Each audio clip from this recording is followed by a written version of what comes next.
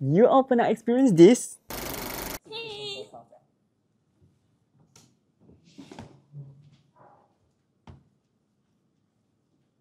This is for the mental health series.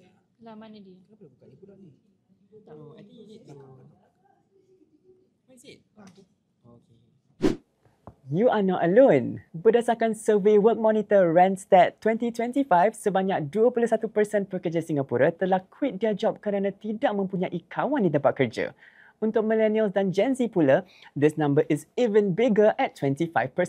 Menurut Organizational Psychologist and Associate Professor Dr. Ruchi Sinha, tempat kerja patut ada kepimpinan inklusif, keselamatan psikologi, ruang yang mencukupi untuk ekspresi diri yang autentik dan struktur pasukan yang baik dan tujuan bersama. Rasa kekitaan atau having a sense of belonging boleh meningkat kepuasan dan pengalaman baik di tempat kerja. Pengalaman yang seseorang ada di tempat kerja boleh menjejas their well-being di luar tempat kerja. Penting bagi pekerja rasa dihargai dan dihormati. Beberapa cara yang kita sebagai rakan sekerja boleh bantu adalah dengan menggalakkan mereka untuk share their views dan recognizing and appreciating kerja keras mereka. So, bagaimana you all tolong rakan sekerja avoid feeling left out?